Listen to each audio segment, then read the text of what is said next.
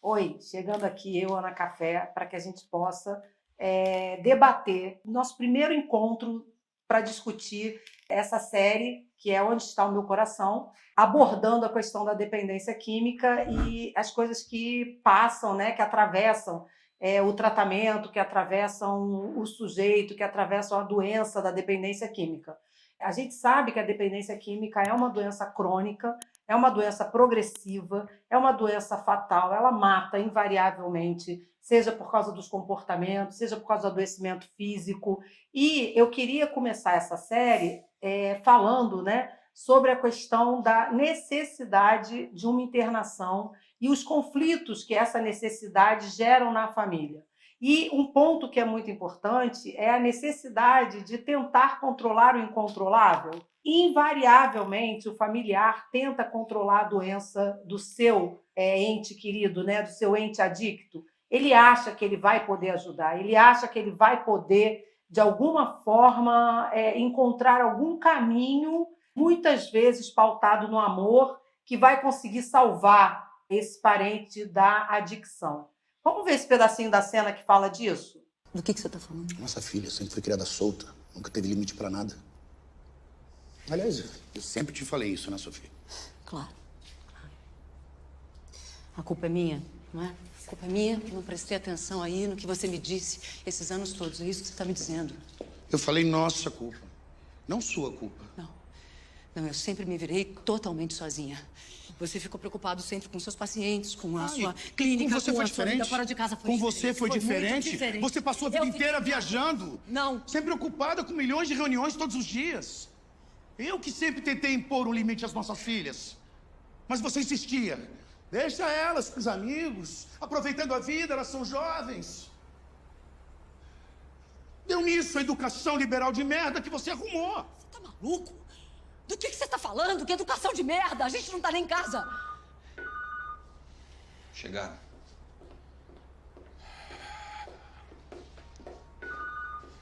Tem certeza, Davi? Sim. É melhor pecar pelo excesso do que deixar correr frouxo. O momento é esse.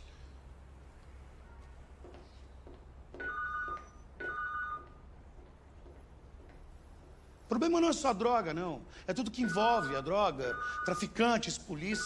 Alô, O que a gente consegue perceber nessa cena? O que a gente vê nessa cena é uma família que está se sentindo extremamente culpada por não ter conseguido estabelecer limites, por não ter conseguido controlar realmente o comportamento da moça, né? Não é mais uma menina, já é uma mulher. E aí a gente vendo isso, a gente está falando de uma adicta que está fazendo uso de crack, uma droga que evolui rapidamente, né? A progressão da doença é muito rápida, mas é uma moça que é médica, que se formou, que tem valores, que tem princípios, mas que em um determinado momento experimentou a droga. E aí eu pergunto assim, qual é a culpa da família nisso? É recorrente, né? A família se sentir culpada, a família ficar buscando o bode expiatório.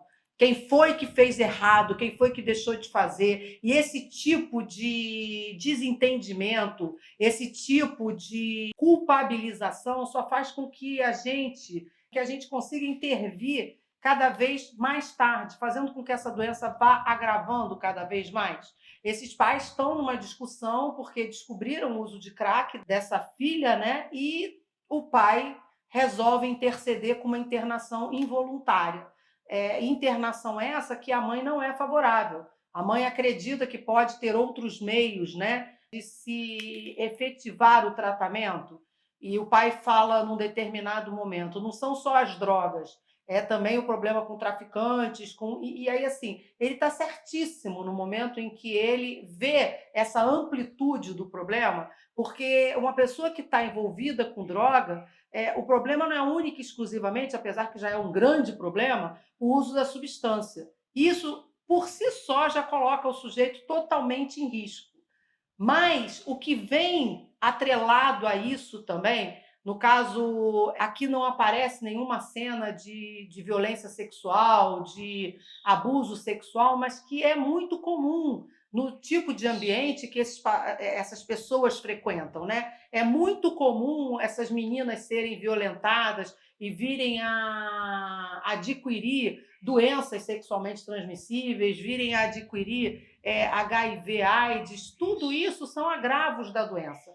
E o que a gente puder fazer no sentido de interromper precocemente esses fatores, né, de risco é o mais adequado a ser feito. A postura do pai está extremamente adequada. Não quero dizer que a da mãe não esteja, mas talvez a mãe tenha um outro olhar e não esteja preparada para tomar essa atitude.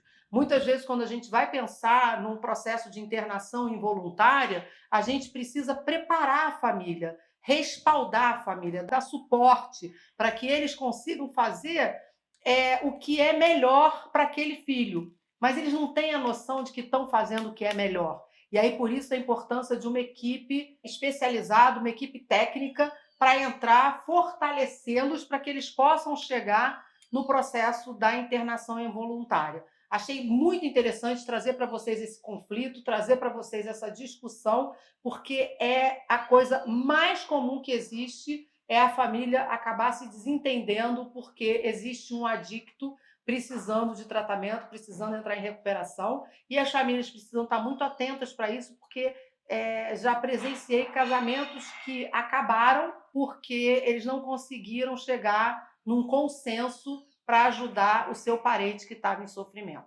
Curtiu? Compartilha também. Tem muita gente precisando saber o que acontece com a dependência química.